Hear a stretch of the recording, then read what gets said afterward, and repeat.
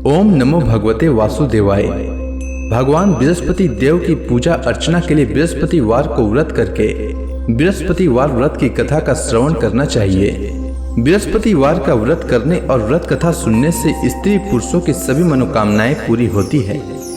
इस व्रत से धन संपत्ति की प्राप्ति होती है, निसंतानों को पुत्र प्राप्ति होती है, परिवार में सुख शांति बनी रहती है, सभी आनंद पूर्वक रहते हैं। अब आइए सुनते हैं बृहस्पतिवार व्रत कथा। प्राचीन समय की बात है। भारत में एक राजा राज्य करता था। वह बड़ा प्रतापी तथा दानी था। वह नित्य प्रति मंदिर में भगवत दर्शन करने जाता था। वह ब्राह्मण और गुरु की सेवा किया करता था। उसके द्वार से कोई भी याचक निराश होकर नहीं लौटता था। वह प्रत्येक गुरुवार को व्रत रखता एवं पूजन करता था। हर दिन गरीबों की सहायता करता था। परंतु यह सब बातें उसकी रानी को अच्छी नहीं लगती थी। वह न तो व्रत करती और न किसी को एक भी पैसा दान में देती थी। वह राजा से भी ऐसा करने को मना किया करती थी। एक समय की बात है। राजा शिकार खेलने वन को चले गए। घर पर रानी और दासी थी। उस समय गुरु बृहस्पति साधु का रूप धारण कर राजा के दरवाजे पर भिक्षा मांगने आए। साधु ने रानी से भिक्षा मांगी तो वह कहने लगी, हे साधु महाराज, मैं इस दान और पुण्य से तंग आ चुकी हूँ। इस कार्य के लिए तो मेरे पति देव ही बहुत हैं। अब आप ऐसी कृपा करें कि सारा धन नष्ट हो जाए तथा मैं आराम से रह सकूं। साधु रूपी बृहस्पति देव ने कहा, हे देवी, तुम बड़ी विचित्र हो। संतान और धन से कोई दुखी नहीं होता है, इसको सभी चाहते हैं।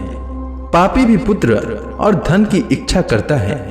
अगर तुम्हारे पास धन अधिक है तो भूखे मनुष्यों को भोजन कराओ, प्याऊ लगाओ, ब्राह्मणों को दान दो, धर्मशालाएं बनवाओ, कुआं, तालाब, बावड़ी, बाग, बगीचे आदि का निर्माण कराओ तथा निर्धनों की कुंवारी कन्याओं का विवाह कराओ, साथ ही यज्ञ आदि करो। इस प्रकार के कर्मों से आपके कुल का और आपका नाम परलोक में सार्थक होगा एवं स्वर्ग की प्राप्ति होगी। परंतु रानी साधु की इन बातों से खुश नहीं हुई।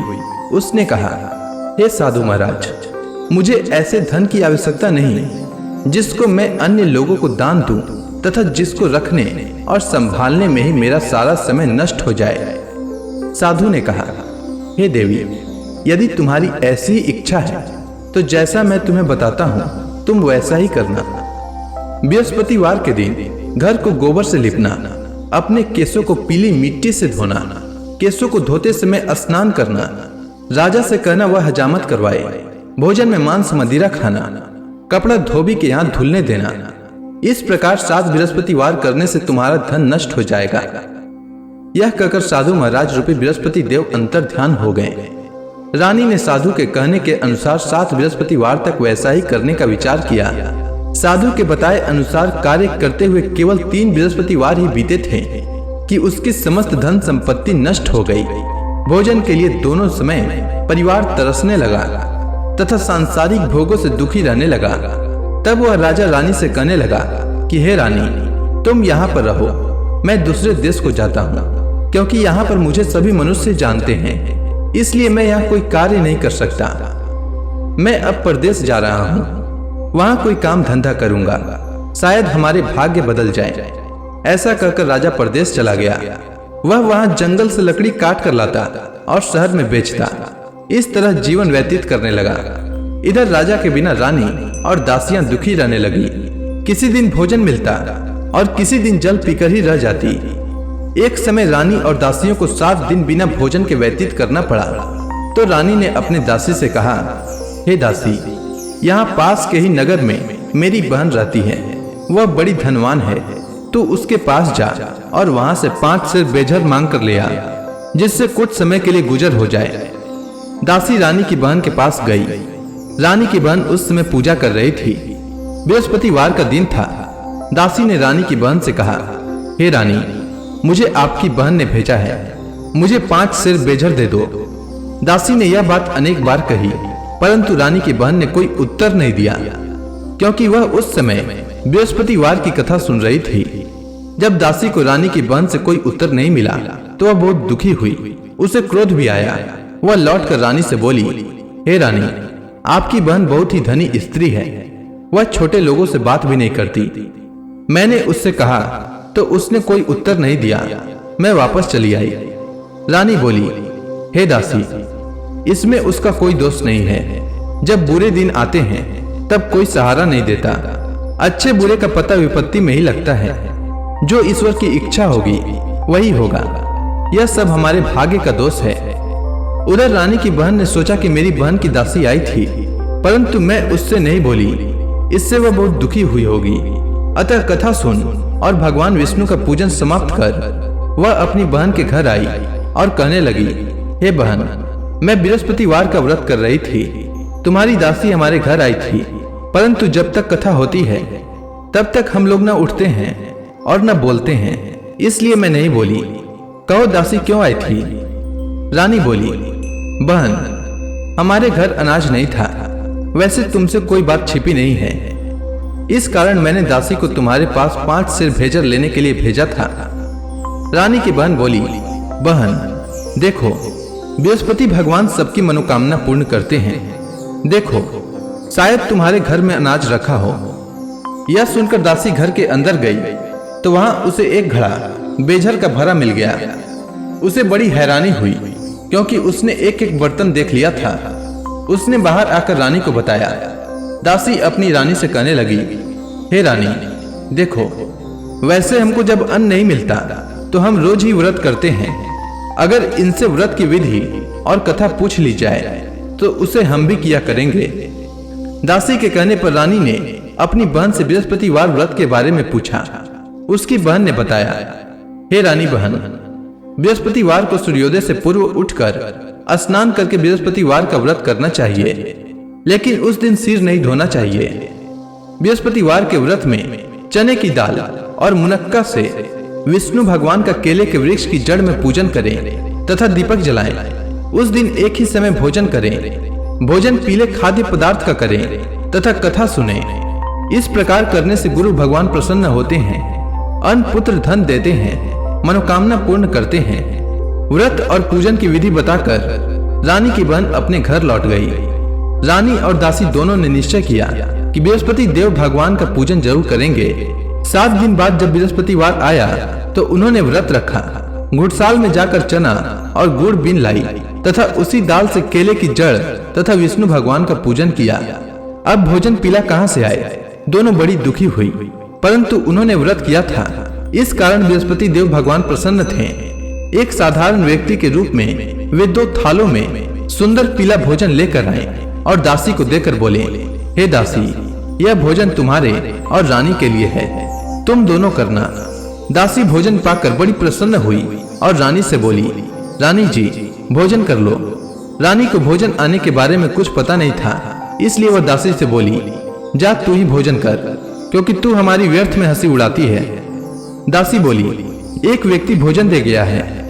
रानी कहने लगी, वह भोजन तेरे लिए दे गया है, तू ही भोजन कर। दासी ने कहा, वह व्यक्ति हम दोनों के लिए 2 थालों में भोजन दे गया है, इसलिए मैं और आप दोनों ही साथ साथ भोजन करेंगी। दोनों ने गुरु भगवान को नमस्कार कर भोजन प्रारंभ किया।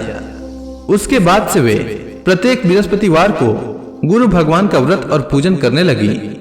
बृहस्पति भगवान की कृपा से उनके पास धन हो गया, परंतु रानी फिर से पहले की ही तरह आलस्य करने लगी। तब दासी बोली, देखो रानी, तुम पहले भी इस प्रकार आलस्य करती थी। तुम्हें धन के रखने में कष्ट होता था, इस कारण सभी धन नष्ट हो गया। अब गुरु भगवान की कृपा से धन मिला है तो फिर तुम्हें आलस्य होता है। बड़ी मुसीबतों के बाद हमने यह धन पाया है, इसलिए हमें दान पुण्य करना चाहिए। तुम भूखे मनुष्यों को भोजन कराओ, प्याऊ लगवाओ, ब्राह्मणों को दान दो, कुआं तालाब बावड़ी आदि का निर्माण कराओ, मंदिर पाठशाला बनवाकर दान दो, कुंवारी कन्याओं का विवाह करवाओ। धन को शुभ कार्यों में खर्च करो, जिससे तुम्हारे कुल का यश बढ़े तथा स्वर्ग प्राप्त हो और पितृ प्रसन्न हो। दासी की बात मानकर रानी ने इसी प्रकार के कर्म करने प्रारंभ किए, जिससे उनका काफी यश फैलने लगा। एक दिन रानी और दासी आपस में विचार करने लगी कि न जाने राजा किस दशा में होंगे, उनकी कोई खोज खबर नहीं है। गुरु भगवान से उन्होंने प्रार्थना की और भगवान ने रात्रि में राजा को स्वप्न में कहा, हे राजा, उठ, तेरी रानी तुझको याद करती है, अब अपने देश को लौट जा।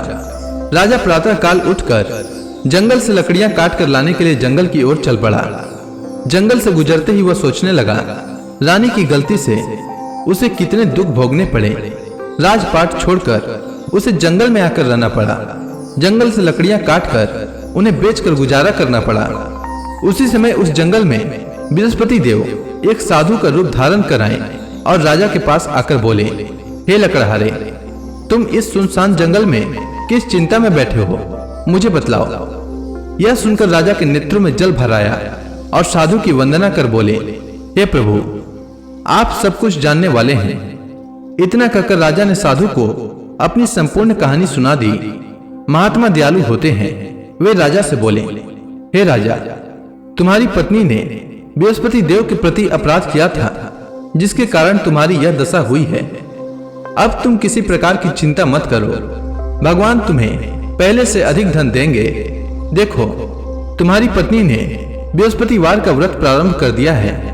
अब तुम भी बृहस्पतिवार का व्रत करके चने की दाल व गुड़ जल के लोटे में डालकर केले का पूजन करो, फिर कथा सुनो। भगवान तुम्हारी सब मनोकामनाओं को पूर्ण करेंगे। साधु को प्रसन्न देखकर राजा बोला, हे प्रभु, मुझे लकड़ी बेचकर इतना पैसा भी नहीं बचता जिससे भोजन करने के उपरांत कुछ बचा सकूं। मैंने रात्रि में अपनी रानी को व्याकुल देखा है। मेरे पास कोई साधन नहीं जिससे समाचार जान सकूं। फिर मैं बृहस्पति देव की क्या कहानी सुनूं? मुझको तो कुछ भी मालूम नहीं है। साधु ने कहा, हे राजा, तुम किसी बात की चिंता मत करो। बृहस्पतिवार के दिन तुम रोजाना की तरह लकड़ियां लेकर शहर में जाओ। तुम्हें रोज से 2 गुना धन प्राप्त होगा, जिससे तुम भली भांति भोजन कर लोगे तथा बृहस्पति देव की पूजा का सामान भी आ जाएगा। इसके बाद राजा ने साधु के कहे अनुसार बृहस्पतिवार का व्रत किया। बृहस्पतिवार का व्रत करने से राजा के दिन सुधर गए। इसके बाद वह अपनी रानी के पास गया और फिर दोनों आनंद से जीवन यापन करने लगे। इसलिए सुख समृद्धि की कामना करने वाले मनुष्यों को बृहस्पतिवार का व्रत करना चाहिए और बृहस्पति देव की पूजा करनी चाहिए। साथ ही बृहस्पतिवार व्रत की कथा सुनना चाहिए। तो प्रेम से बोलिए विष्णु भगवान की जय, बृहस्पति देव की जय, समस्त देवी देवताओं की जय।